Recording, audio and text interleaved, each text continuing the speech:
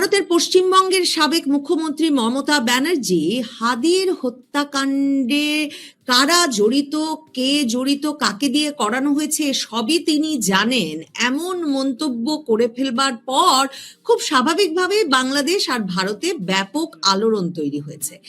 ভারতেই এখন আটক আছেন হাদির হত্যাকাণ্ডের মূল অভিযুক্ত দুজন এবং বাংলাদেশের নবনির্বাচিত তারেক রহমান সরকার দাবি করেছেন, তাদের পক্ষ থেকে সেনাবাহিনীর জনসংযোগ পরিদপ্তর দাবি করেছে যে বাংলাদেশের গোয়েন্দা তথ্যের ভিত্তিতেই ওই দুই ব্যক্তিকে ওখানে গ্রেফতার করা হয়েছে। ভারতের কেন্দ্রীয় গোয়েন্দা সংস্থা এখন তদন্ত পরিচালনা করছেন এবং ওই দুই ব্যক্তিকে জিজ্ঞাসাবাদও করেছেন।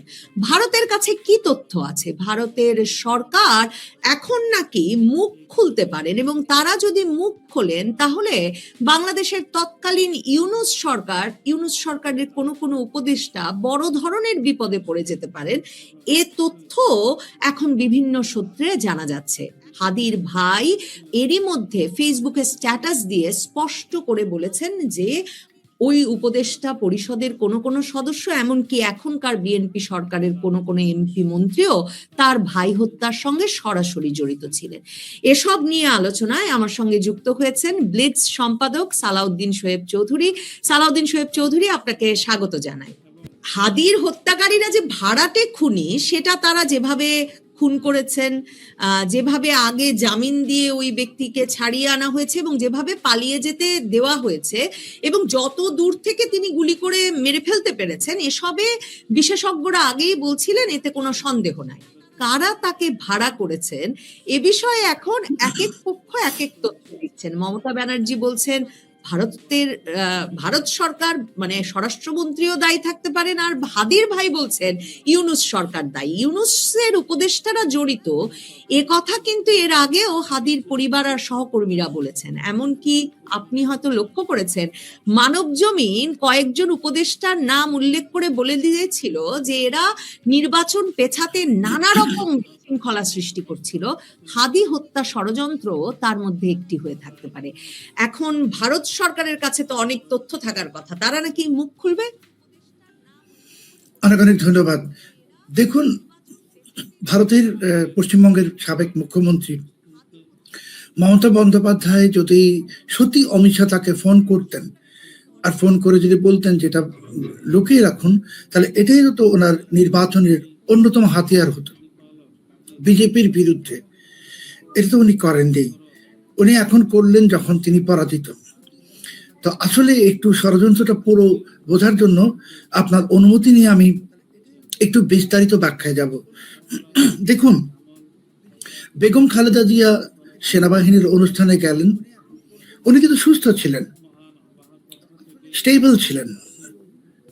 তারপরে ওনার সঙ্গে ইউনূসের একটা একান্ত বৈঠক হলো এবং তার ঠিক ৬-৭ ঘন্টা পরেই উনি অসুস্থ হয়ে গেলেন। আমরা যারা বিভিন্ন জঙ্গিবাদ সন্ত্রাসবাদকে নিয়ে কাজ করি আমরা জানি যে নানা ধরনের নার্ভ এজেন্ট আছে, যেমন নভিচক আছে যেটা স্পর্শ করলে তাৎক্ষণিক মৃত্যু হবে, আবার এমন নার্ভ এজেন্ট আছে যেটা স্প্রে করে দিলে সেটার এফেক্টটা ৭-৮ ঘন্টা পরে হবে। আমি নিশ্চিতভাবে বলতে পারি যে খালেদা জিয়ার যে অসুস্থ হওয়া এবং মারা যাওয়া এটা ১০০%, এটা কোনো স্বাভাবিক ঘটনা নয়। খালেদা জিয়াকে হত্যা করা হয়েছে এবং সেই হত্যাকারী ইউনূসের প্ল্যান ছিল খালেদা জিয়া সেই এভার কেয়ার হাসপাতালে মারা যাবেন, তারেক রহমানকে বাংলাদেশে আসতে দেওয়া হবে না এবং তখন সবাইকে প্রচার করা হবে যে বিএনপি একটি মৃত দল। দেখুন, বিএনপির কিছু নেতা যারা বলেছেন বারবার মিডিয়াতে এসে খালেদা জিয়া মারা গেছেন, পরে আমরা কি দেখছি, তারা সবাই জামাতে জয়েন করেছেন।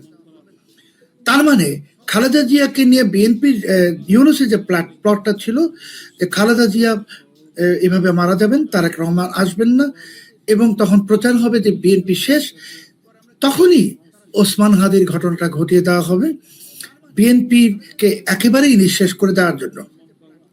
ওসমান হাদিকে হামলা করলো দুজন লোক বলা হচ্ছে, তো তারা গুলি করলো, বলল প্রথম গুলিটা মিস হয়েছে, এরপর নাকি আরেকটা গুলি করেছে। এরা যদি পেশাদার খুনি হয়, পেশাদার খুনি কখনোই গুলি মিস করবে না।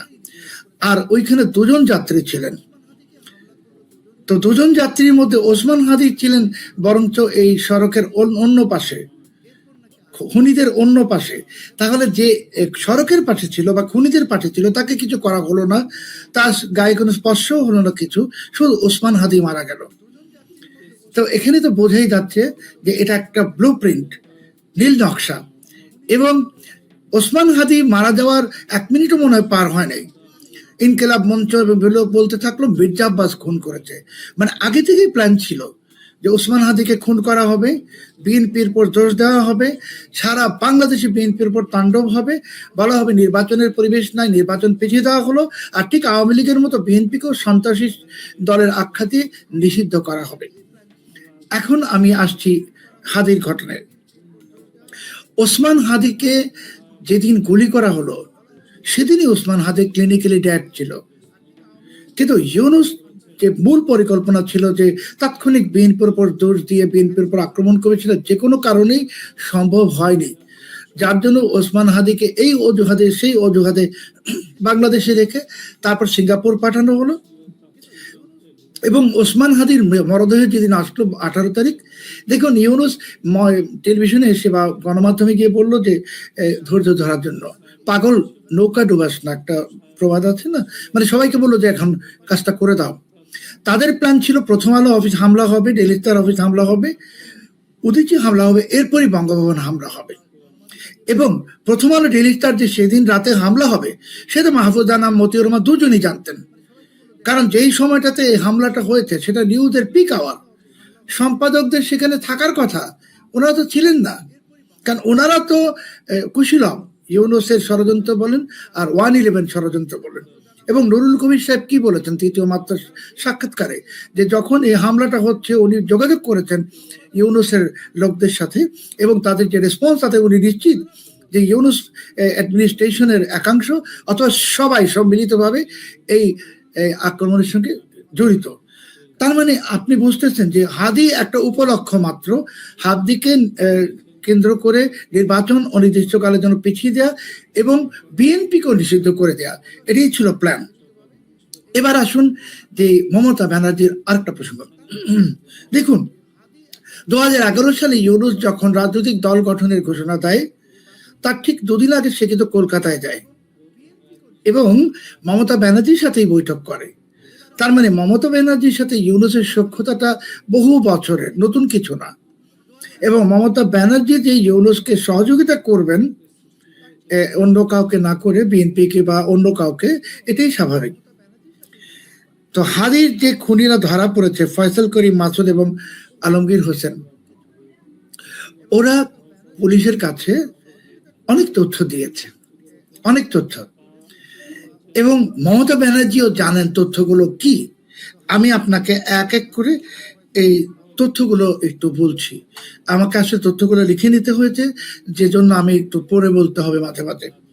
তারা বলেছে যে ইন্টারাপ্ট করি, কিন্তু আপনি আসলে একটা সন্দেহই প্রকাশ করেছেন যে আদৌ এ দুজন খুন করেছে কিনা। মানে আপনি বলছেন যে তারা যে সাইডে ছিল আর হাদির গায়ে যে সাইড থেকে গুলি লাগলো, সে দুটো সাইড বিবেচনা করলে এরা আসলে মোটরসাইকেল দিয়ে যাওয়ার সময় গুলি করা সম্ভব হয় না। আবার অনেকে বলেছেন যে এই যে চলন্ত দ্রুত গতিতে যাওয়া মোটরসাইকেল থেকে ভিন্ন দিক থেকে গুলি করে মেরে ফেলতে পেরেছেন, এ থেকে প্রমাণিত হয়েছে যে কত দক্ষ শুটারকে ভাড়া করা হয়েছে। না, চলন্ত মোটরসাইকেল থেকে গুলি করে মারা সম্ভব, কিন্তু সেই দক্ষ শুটার কিন্তু গুলি মিস করবে না। কিন্তু বলা হয়েছে একটা গুলি মিস হয়েছে, তারপর গুলি করেছে। এখন দেখুন যে আমি কিন্তু নিশ্চয়তা দিয়ে বলছি যে বেগম খালেদা জিয়ার যে মৃত্যুটা, এটা স্বাভাবিক মৃত্যু নয়, এটা নার্ভ এজেন্ট দিয়ে ওনাকে মারা হয়েছে এবং এই হত্যার সঙ্গে ইউনূস জড়িত। কারণ ইউনূস চেয়েছিল খালেদা জিয়া মারা যাবেন, তারেক রহমান আসবে না, একটা অপবাদ হবে সন্তানের প্রতি, এবং সেই সূত্রে বিএনপিকে মৃত ঘোষণা করা হবে, ঠিক আওয়ামী লীগের মতো। এখন এই মাসুদ করিম এবং আলমগীর হোসেন কি বলেছে জিজ্ঞাসাবাদে, মাসুদ করিম এবং আলমগীর, মাসুদ করিম বিশেষ করে, সে বলেছে যে এই ঘটনার পরিকল্পনাকারী ছিলেন মোট 8 জন, যাদের মধ্যে একজন ছাত্র নেতা। ইউনূসের আমরা জেনেছি এখন কিচেন ক্যাবিনেট, সেই শব্দটা সে বলে নাই, তো ইউনূসের কিচেন ক্যাবিনেটের 2 জন সদস্যের নাম আসছে ওই জিজ্ঞাসাবাদে। সে বলেছে যে ইউনূসের প্রভাবশালী উপদেষ্টার তত্ত্বাবধানে ঘটনার কয়েক ঘন্টার মধ্যে খুনিদের ভারত সীমান্তে পাচার করা হয় তত্ত্বাবধানে। কারণ আদারওয়াইজ কিন্তু এইভাবে ভারত সীমান্ত পার হওয়া কোনোভাবেই সম্ভব না, এটা খুনিরাও স্বীকার করেছে। তারা আরও বলেছে সেখানে যখন তারা ভারত সীমান্তে প্রবেশ করে তখন তাদেরকে গ্রহণ করে তৃণমূল কংগ্রেসের নেতা অভিষেক ব্যানার্জির একজন খাস লোক।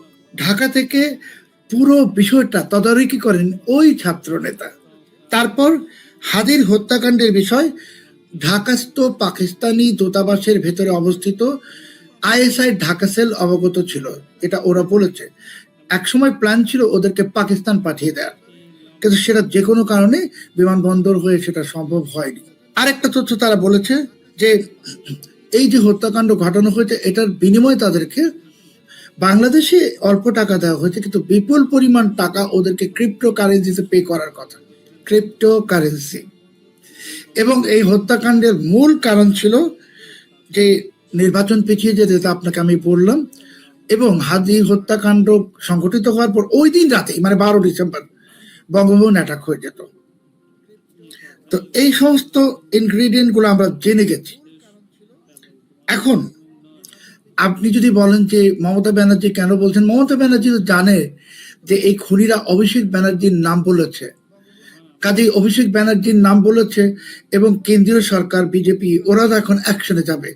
মমতা ব্যানার্জি শঙ্কিত যে উনি যে এই খুনের সঙ্গে জড়িত মানে উনি যে জানতেন বিষয়টা, এটাও তো জড়িত থাকার, ওনার ভাইপো তো সরাসরি এদেরকে আশ্রয় দিয়েছে। তো আমি জেনেছি যে ভারত সরকার খুব শিগগিরই যে কোনো সময় এই যে পুরো যে জবানবন্দিটা হাদির খুনিদের এটা প্রকাশ করবে। কারা কারা সে 8 জন তাদের নাম আসবে। সেই ছাত্রনেতার নামটা আমাকে ওরা বলেছে, কিন্তু আমি যে কোনো কারণে এটা এখন বলবো না, বলতে পারছি না, কিন্তু আমি নামটা জানি। যেই 2 জন উপদেষ্টা, হাদির ভাই সহ হাদির সহকর্মীরা তো একজন ছাত্রনেতার নাম বারবার বলেছেন এবং এমনকি আজকেও বলেছেন যে যখন হাদির ভাই স্ট্যাটাস দিয়ে লিখেছেন আজকে ফেসবুকে, যদিও ইউনূস সরকার তো তাকে চাকরি দিয়ে যুক্তরাজ্য মিশনেও পাঠিয়েছে, কিন্তু তিনি লিখেছেন যে জামাতের আমিরের পিএস তার ভাইকে হত্যার সঙ্গে জড়িত এবং তারা ভীষণ চাপ দিচ্ছিলেন যে ঢাকা 8-এ যাতে হাদিকে সরিয়ে নেওয়া হয়, কারণ ডাকসু ভিপি সাদিক কায়েমের সেখানে প্রতিদ্বন্দ্বিতা করার কথা। তো মানে হাদির ভাই যে প্লট বলছেন তার সঙ্গে কোনো সম্পৃক্ততা পেয়েছেন কিনা আপনি যে কোনো ভাবে সেটার উত্তর দিতে চান, আপনি আগেই বলেছেন আপনি বলতে চান না। আর ওই যে উপদেষ্টাদের যে নাম এসেছে সেখানে কি নারী পুরুষ দুজন আছেন নাকি সব দুজন পুরুষেরই নাম এসেছে? আসলে আপনি তো একজন চৌকস সাংবাদিক, আপনি প্রশ্নটা এমন ভাবে করছেন যেন আমি উত্তরটা দিয়ে দেই। কিন্তু আমি বলছি হাদির ভাই যে গল্পটা বলছেন সেই গল্পটা আংশিক সত্য, পুরোপুরি সত্য নয়। ছাত্রনেতা একজন জড়িত, সেই ছাত্রনেতা আমরা যার কথা অনুমান করছি আপনি আমি, সেটাই হতে পারে। আর উপদেষ্টাদের 2 জন প্রভাবশালী উপদেষ্টা, আপনি নারী উপদেষ্টা যদি বলেন তিনি ইউনূসের ওই উপদেষ্টা পরিষদে প্রভাবশালী নারী উপদেষ্টা তো একজনই ছিলেন, যিনি পাকিস্তানে গিয়ে আইএসআই প্রধানের সঙ্গে গোপনে বৈঠকও করেছেন। 24 ঘন্টা উনি গায়েব হয়ে গেছিলেন। তো আসলে উপদেষ্টা 2 জন ছিলেন, এটা আমি আপনাকে এখন জানাচ্ছি। এবং ইউনূস নিজে পুরো বিষয়টা জানতো, পুরোপুরি বিষয়টা সে জানতো যে কি ঘটবে। আপনারা খুব তাড়াতাড়ি দেখবেন 8 জনের নাম আসবে, 8 জন। এবং আমি যা বললাম পাকিস্তানি আইএসআই ঢাকা সেল, আমি আপনাকে এখন বলেছি যা যা তথ্য দিয়েছি, যখন এটা ভারত সরকার প্রকাশ করবে দেখবেন আমার সাথে বক্তব্যের সাথে ওই তথ্য মিলে কিনা, মিলিয়ে নেবেন। কিন্তু এখানে সবচেয়ে ইম্পর্টেন্ট যে কথাটা যেটা বলা দরকার, যে ইউনূস জমানায় জাহাঙ্গীর আলম চৌধুরী বলুন বা পররাষ্ট্র মন্ত্রণালয় বলুন, কেউই আসলে ওরা মৌখিকভাবে আমাদেরকে বলেছে যে আমরা হাদির খুনিদেরকে ফেরত চাই, হাদির খুনিদেরকে ফেরত চাই, কিন্তু অফিসিয়ালি ভারতকে কেউ কিছু বলেনি। অফিসিয়ালি ভারতকে বলা হয়েছে বিএনপি সরকারের সময়, আরো সহজ করে বললে যে আমাদের যে ডিজিএফআই যে মহাপরিচালক তিনি যে চিকিৎসা করানোর জন্য ভারত গেলেন, তখন তিনি সুনির্দিষ্টভাবে তথ্য দিয়েছেন যে হাদির খুনিরা অমুক জায়গায় আছে, তারপর এদেরকে গ্রেপ্তার করা হয়। কিন্তু এই তথ্যটা যে ডিজিএফআই ডিজি দিলেন বিএনপির সময়, তথ্যটা আগেও এই ইউনূস প্রশাসনের জানা ছিল বা ডিজিএফআই জানা ছিল, কিন্তু তারা সেটাকে প্রকাশ করেনি। এমনকি জাহাঙ্গীর আলম চৌধুরী উনিও জানতেন যে হাদির খুনিরা কোথায় আছে। তা এখন বিএনপি সরকার চাইছে যে হাদির খুনিরা ধরা পড়ুক।